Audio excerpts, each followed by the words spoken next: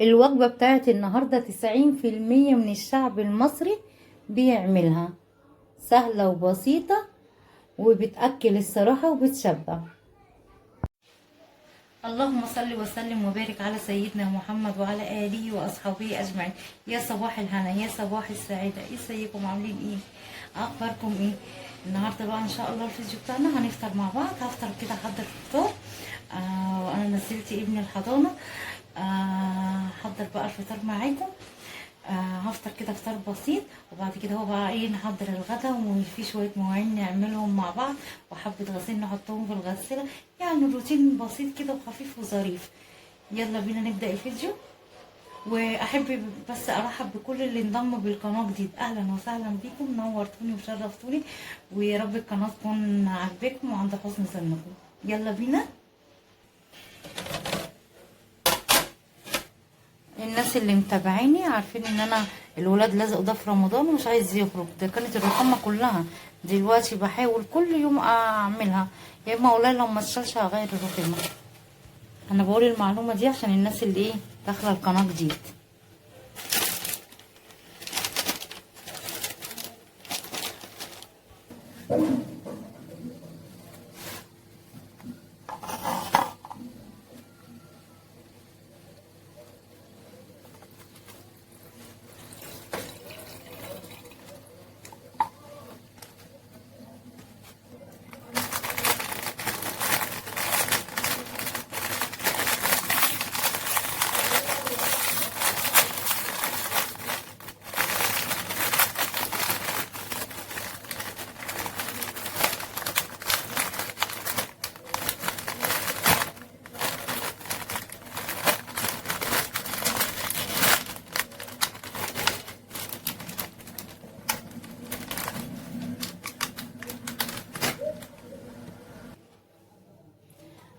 هفطر وابدا اليوم بتاعي. روتين بسيط جدا، والفيديو ان شاء الله ما يكونش ممل وبسيط خالص يعني، بامر الله. ومعايا هنا بقى شويه مشتريات بسيطه، شيبسيات كده كانوا بالليل واحنا سهرانين.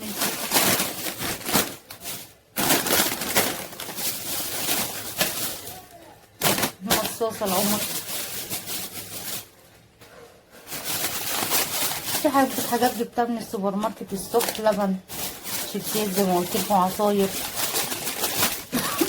بسكوت بحب افطر بيه الصبح.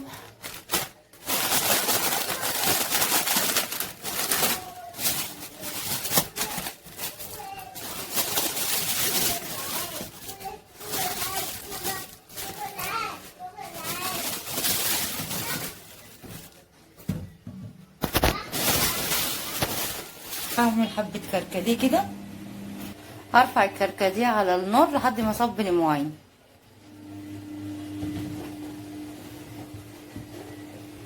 اول حاجه قبل ما ابدا المواعين اغسل الرخامه بتاعتي كويس جدا.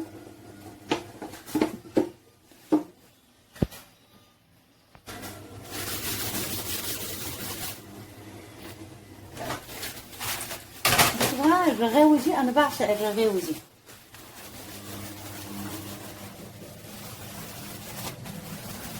كده ونصبن الرخامه، وفوق الرخامه كده مكان الدهون.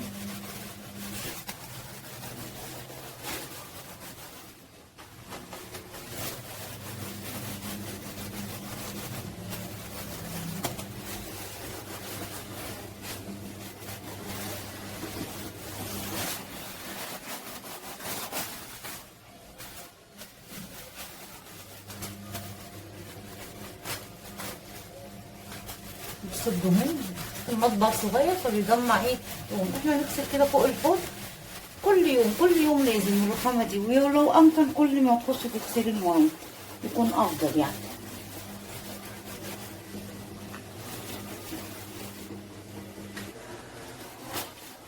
مين بتعشق الرغاوي دي زيي؟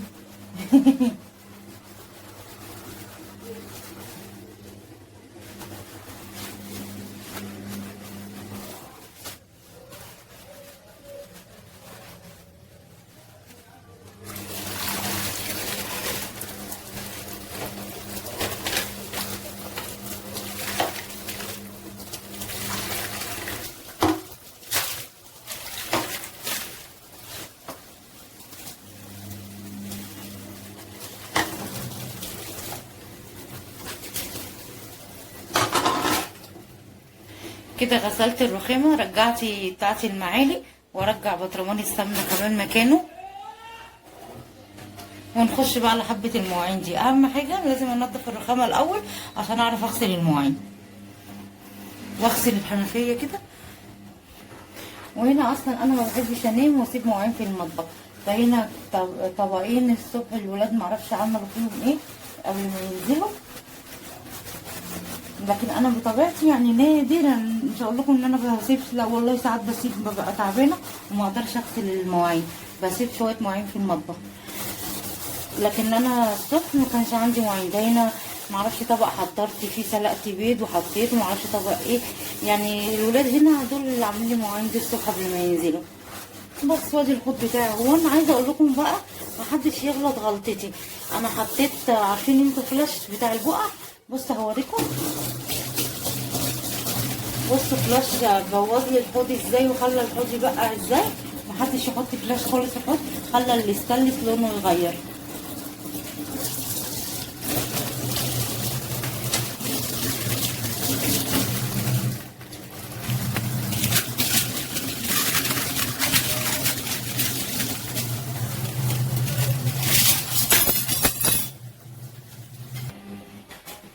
ادي الرخامه بتاعتي نتفت، وادي الحوض الاستانلس كمان بتاعي نضف.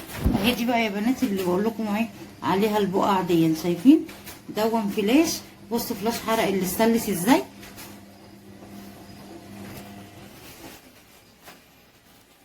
وهنا الكركديه بتاعي هو بيغلي. هنا بقى اشغل على حبه غسيل عندي بالمره.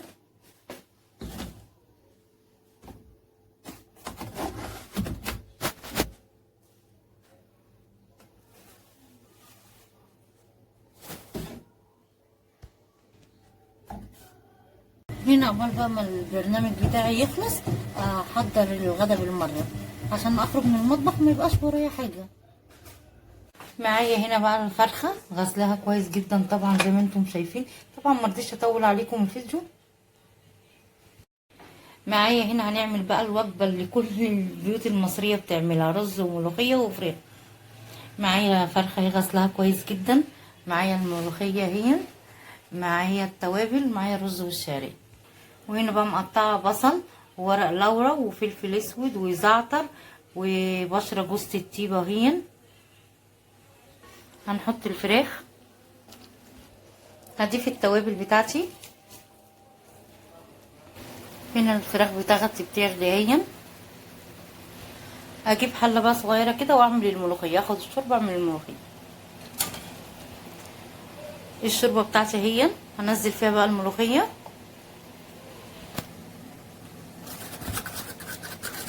واضربها كويس كده بالشوكه، اقلبها كويس كده عشان ما تسقطش مني. هنا معايا الكزبره والسمنه والثوم، هنعمل الطشه بتاعت الملوخيه. هنا اخد حبه من الطشه من الثوم والكزبره كده، حبه نيين كده اضيفهم على الملوخيه، بيدوها تيست حلو. قول لهم ازيكم يا اصحابي. طب يلا سلم عليهم. وردين بوسه. خلاص الطشه بتاعتي اهي جاهزه، هضيفها على الملوخيه.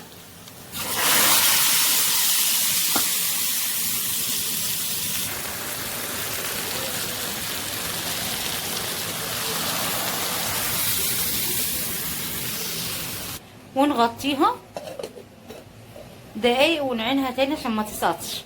وهنا معايا لسان عصفور، قلت اعمل شوربه لسان عصفور.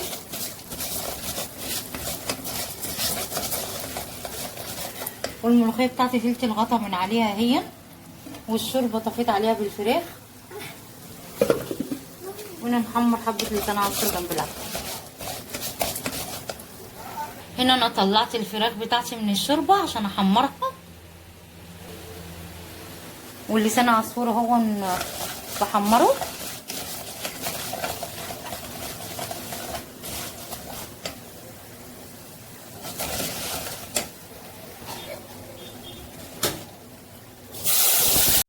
الشعريه كده بتاعتي اتحمرت، هضيف الرز.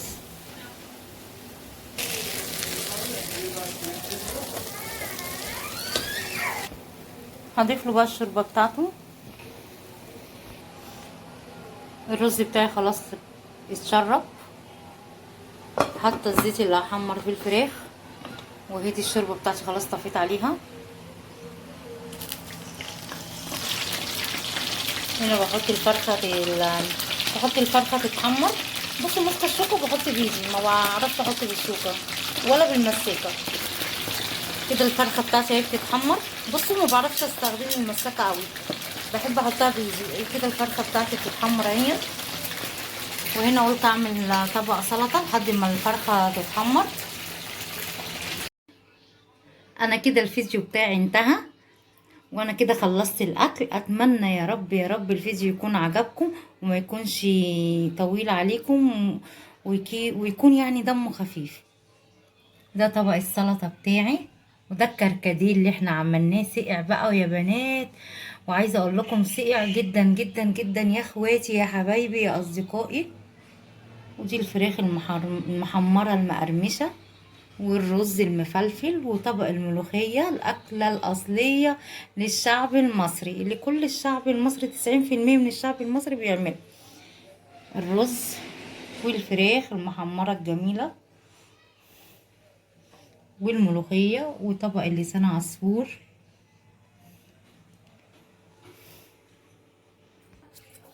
حبة لسان عصفور بقى ما اقولكوش. لو عجبكم الفيديو لايك وشير وسبسكرايب وكومنت زيكم يشجعني. دمتم بخير، نلتقي ان شاء الله في فيديو اخر. مع السلامة.